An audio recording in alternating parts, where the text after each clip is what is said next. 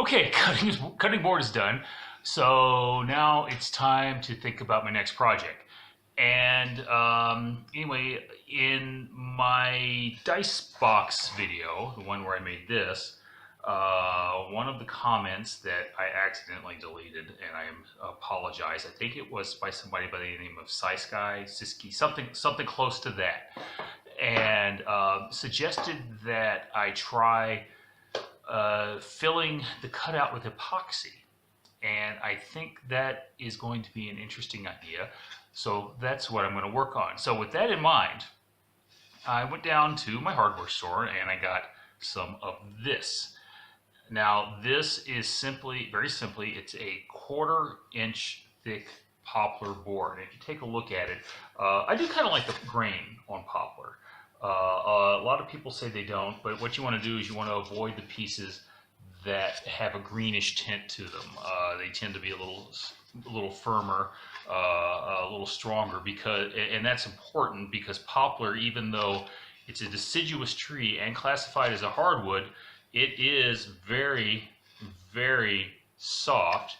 And I don't know if you can see that little nick in there or not, but I just did that with my thumbnail just now. Like I said, poplar, it's a very soft wood. Yeah, there you go. And that's got some disadvantages, obviously, because it'll get dinged up easily, but it's got some advantages because it means it's very easy to work with, especially if you're using hand tools. And the other thing is that it sands very, very nicely. It's easy to sand it to a very smooth finish, and that means it will also take paint very well if you want to paint it. Now, I don't want to paint this. Like I said, I do like the way the grain looks. There's a little bit of it's pretty clear. It's a little bit of wildness to it, but again, that's a personal preference. But anyway, what I did was I grabbed another one of those Dungeons and Dragons emblems that I had. And I just put some blue painter's tape over this piece of wood, attached the D&D emblem to it, and then I put some clear packing tape over that. Now the packing tape is for 2 reasons. One, it helps the dust just not adhere to it. The dust tends to stick to the paper when you're using the scroll saw. The second thing is the tape, both the clear tape and the painter's tape, help lubricate the blade. Not that I think I'm going to need it cutting through poplar, but again, you never know. Now, one other thing about poplar is that it's reasonably inexpensive. So if you were to make an error while working on something like this and it just doesn't work out for you, well, you know what? It's not that big a deal to go down and buy another small board because it's a lot cheaper than oak. And again, of course, it's easier to work than oak. So the plan is I'm going to go ahead and I'm going to cut this pattern out, and then I'm going to do a little epoxy work with it and see what things look like. So with that, I will come back and talk to you in a little bit and let you know how things worked out. So, you kitty.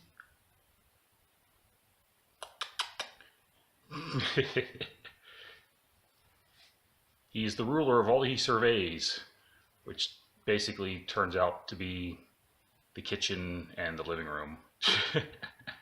and the dog, of course. So, yeah.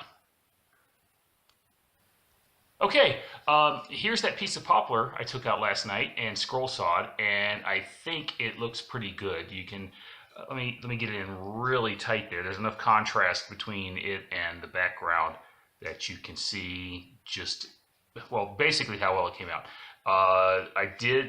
However, you will notice there's no eye right there, but I did save a little tiny scrap of wood that's going to go there. Now, here is the problem with scroll sawing with a piece of wood, or taking a large chunk of a piece of wood out of it, especially with something like poplar. And that is, it tends, sometimes when you do that, it tends to bow a little bit because you've released a lot of material that's holding everything in shape. And this ended up bowing on me a bit overnight. Well, while I was working on it, and overnight a little bit more. So it's, well, yeah, you can see pretty much how much. Now I don't want to flex it too much because it could snap. It is a little on the brittle side. So what I would like to do is take this and basically put it on a flat surface and then clamp it to that surface, and then go ahead and do the epoxy fill. But the problem with doing that is that if I just clamp the edges, which is all I'll be able to clamp, because I don't want to end up epoxying my clamping material, my clamping scrap to the workpiece, then the center of the workpiece may not actually end up sitting flat. So what I'm probably going to do is take another piece of the poplar, clamp the two pieces together, and you can see how they've got a little bit of separation in there, although you can see that the one piece is definitely less bowed than the other. And then what I'll do is I will just go ahead and glue these two pieces together, clamp them down, and what that will do will give me two flat pieces. And then this piece with the cutout on it is going to have a nice I know, a little tricky to manipulate. But anyway, this piece that's cut out is going to be nice and flat, and then I'll be able to work directly on it, and then I'll be able to go back and just either cut the back side of it off or incorporate it to what it is I'm doing. Now, again, one thing if you have to do something like this, or even if it's a single piece of wood that you're clamping onto it, or an already flat piece, you want the two bows to be separated, or to be opposite each other. So the stresses end up basically canceling each other out. Well, but the other part of it is that if the pieces are bowed, they'll make contact on the outside edges, and then when you clamp, they're going to flatten out, and you're going to get the contact on the inside edge, and that's going to give you a stronger piece and a more stable piece overall. Not the best solution. I mean, ideally, you want to work with only a single piece that is as flat as you can get it. But again, this is an experimental piece. I'm just checking out to see what I can do with it. So with that, I guess that's it for now. Unfortunately, it's a Saturday, and I'm not going to be able to get to this for a while because I got to go to work in a few minutes. Yeah. Talk to you in a bit. All right. This is the next step on the inlay piece, and I spent the afternoon doing some experimenting, and basically what I was making different batches of epoxy, like this one here, and I was mixing in some different colors of paint. And again, this is the bright cherry red paint, and I didn't put a lot in there, but then again, I didn't have a lot of epoxy in there either, so I think it came out a lot darker than I was anticipating. But then I also tried putting the black in, and let me see if I can angle that back a little bit. You can see some sparkles in there, and that's because I went out to a hobby store and I found this stuff. And what it is, it's basically pearlescent powder, and what it does is it gives a nice sparkly shine to the epoxy, and you put it in there. Now, again, tried the red, I tried the black, and then I decided to try this blue, and I had the blue. It's just left over some, just some model paint is all. This stuff, just Tester's model paint, and instead of putting a lot in there, I just basically dipped the end of my mixing stick in it, and then added a nice pinch of the powder, and then gave it a good stir. And I like the effect I got. It's a nice kind of not quite a pale blue, but it's going to be paler because I'm not going to use a lot of it when I actually mix up enough for this. Now, one thing you do need to do when you're doing something like this, if you're not sure exactly what you're doing, is experiment. So with that, I went out and I just cut a little random piece, and well, you can see what I did here. I filled it with some of the red epoxy, but what I'm going to do is I'm going to give it a chance to completely cure, at least for a day, before I do any sanding work on it. And I'm probably going to end up take it outside. I think I could probably get away with using my palm sander on this, my random orbit sander on this. That'll take it down fairly quickly, especially if I use at least some 150 grit sandpaper. I do have some 60 grit. We'll see if I need it or not. I also have some 100 grit. So yeah, anyway. But anyway, I'll experiment with sanding that down. But again, the plan is to, instead of something that dark and that opaque, I think I'm going to go with a color that's a lot lighter. Now, when you mix this stuff up, well, one, you want to have a little disposable plastic bin. So these are just little plastic serving cups. But the other thing, unless you're doing it by volume, you're going to need a scale that can measure down to 1/8 of an ounce, or better yet, to grams. And that's what I'm doing here. I'm just setting it on the scale, measuring it down to grams, and then pouring it in. And now, the other thing to remember is make more than you think you're going to need, simply because, well, again, it's, you know, you start pouring it in there and the stuff wants to stop flowing. You know, I'm using a 5-minute epoxy. I hope I'm not, hope I don't run out of time with it. But it does want to stop flowing. So, you know, I've got about 8 minutes of working time. Well, maybe up to about 8 minutes of working time, depending on how quickly it decides to set. I'm going to be making a lot of it, so it's going to take a little while to set. But again, the plan is to get it dumped in here and start working it and get it in all the nooks and crannies as quickly as I can. So I'm not going to show you while I'm doing that, show you me doing that, because frankly, I don't want to sit here and embarrass myself. But you know what?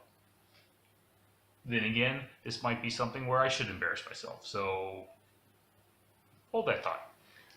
Okay, here we go. And well, what I've got here is I got my gram scale, I got my bowl, I got my inlay, I got the pearlescent powder, I've got the blue paint, and most important, I got the epoxy.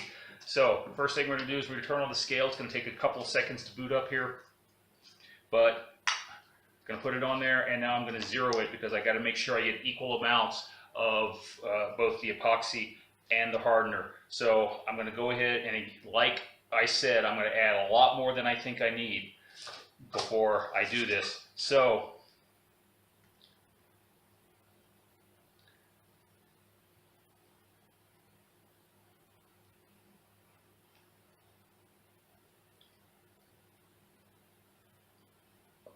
all right, showing 34. All right, showing 34 grams, 35. There we go. Come on.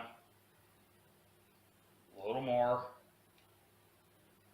There we go. 35 grams is what I'm showing. So, all right. I'm going to go ahead and sprinkle on the pearlescent powder, and that's a lot more than I wanted, but it's too late now. It ain't coming back out. So, time for 35 grams of the hardener. And here we go. Total count is going to get up to 70.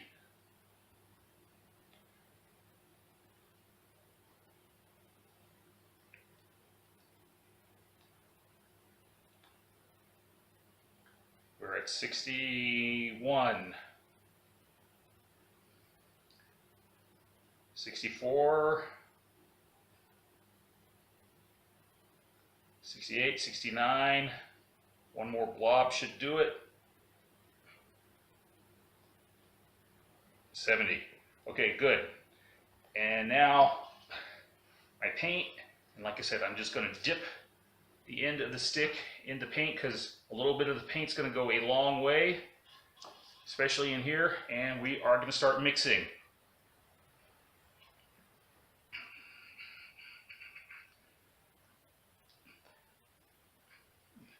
And actually having too much of this powder in here is giving me a very nice color that I'm actually getting into. So it's very silvery, and you know what? I don't know if I've got enough. I'm going to make more. So we're going to do that here real fast. I'm going to zero it again.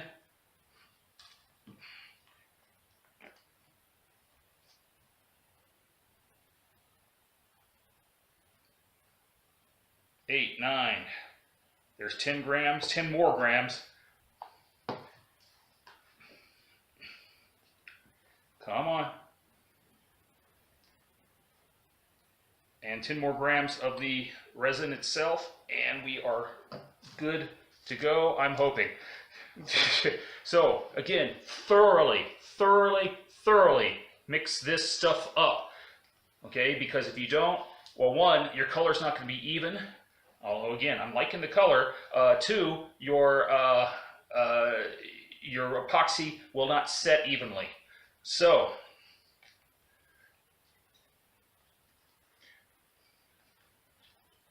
I've only got just a couple of minutes here. You know, I probably should have set a timer on this. So, all right, you know what? I think it's good. We got some swirls in there, but I think, yep, shit. Okay, that was not good. All right, I just spilled it on the floor, but that's okay. I can get back there and I can mop that up, clean that up here real fast. All right, so here we go. It's actually loosening up a little bit, and it is time to pour.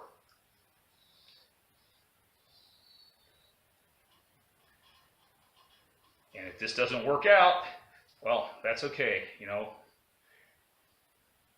And now I'm using just the edge of the stick to kind of push it into some of the cracks, into some of the sharp corners. And you know what? I think this is going to end up looking very, very good here.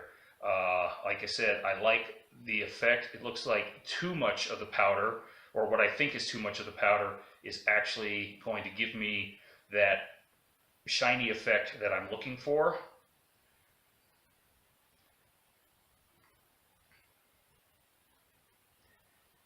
And again, you got to make sure you got everything filled, and then I'm just going to come back and I'm going to level it a bit, not too much, because I want to make sure everything is filled. I'm just going to push some of the overflow around is all. And it is actually flowing pretty well right now. So I just got to be careful that I don't end up, well, doing something silly or sillier than I just did. Okay. And again, it's not flowing like water. It's flowing more like, well, syrup. And you got to, again, you kind of got to push it into place. But once it gets to where it's going, well,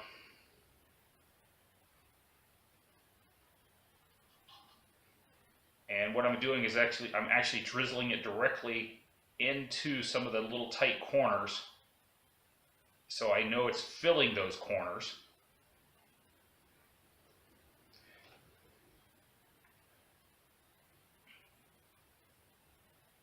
Come on. Okay, you see that? It's starting to set up on me. Yep, there we go. Losing it. Oh, come on. Last little bit here. Come on. All right, let's push it around.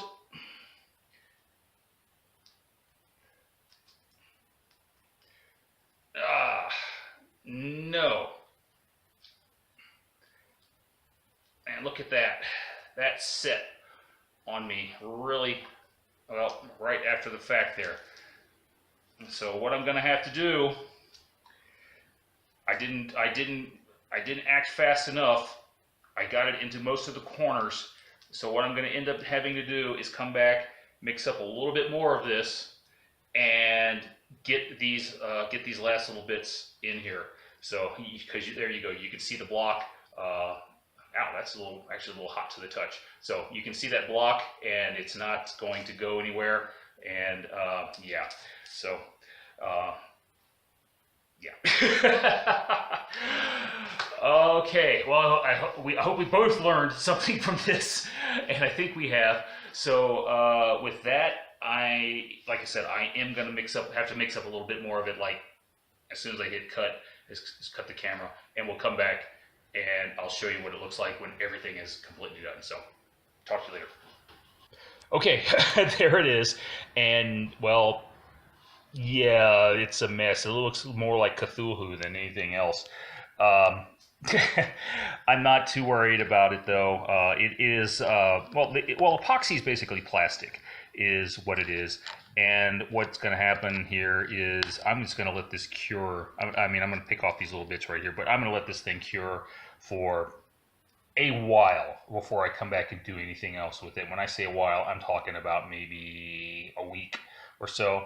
I'm going to be going out of town. As a matter of fact, I'm going to get to see thing one, graduate from Air Force basic training. So anyway, like I said, it's going to be a long time before I get to this. But what I'll do is when I come back, I will play around with this little test piece and see what kind of techniques work on it before I go back to this piece. Ooh, that's nice and warm to the touch. Yeah, it's all that epoxy in there curing. So anyway, I'm just going to let it cure for as long as it wants to cure. And yep, I will show you the next step when it's time for the next step. Okay, here's what it looks like after I've gone out and done some sanding. What I did was I used my palm sander and I started with a 100 grit to take the worst of it off, then some 150 grit to get it down level, and then some 220 to just even it off with the surface of the wood. Now it's left me with kind of a cloudy, it's very smooth, but it's left me with a pretty cloudy surface. And if you take a look here, you can see where I've got some pits and some holes in here from air bubbles that were in the original casting. So what I'm going to do is I'm going to mix up a little bit more epoxy, just a little bit, and just go ahead and touch it into those holes. And then after I've done that, then I'm going to see if I can't do something to take a bit of the cloudiness out of that. So I will show you the results of that in a bit. Okay, here it is. And well, actually, I think it came out fairly decently. You can certainly see how glossy I got it, and when I hold it at the light, it does reflect nicely. But well, on the other hand, I had to do some experimenting when it came to the sanding. And what I ended up doing was I sanded it using random orbit sander, sanded with some 150 to get it down level, and then some 220 just to make sure everything was smooth. And then I took some wet dry sandpaper, some 400 grit stuff, and then some 600 grit stuff, and I actually wet sanded it just to smooth it out. Now, when you wet sand wood, or when you get wood wet, that raises the grain on it. But if you sand it while it's wet, it will smooth the grain out. So the grain is very, very smooth. But what happened was, let me see if I can get a close-up here. A not too shiny close-up. There we go. It left the epoxy cloudy, is what it did. So even after going with the 600 grit sandpaper, still a little bit on the cloudy side. So what I did was I took some metal polish, some Brasso. You could probably find something to buff it out with, similar to that. And that's basically what I did. I just buffed it out. Although the Brasso did leave a little bit of a stain on the wood, but it's a very faint one. It's pretty hard to see. You can see the difference like right up there. So I think a little bit more experimentation is ordered, but for right now, I have a 1/2 inch thick piece of wood with an epoxy inlay on it. So I got to figure out what to do with that. So we'll see. So I'll show you that in my next project. So I will talk to you later. Bye.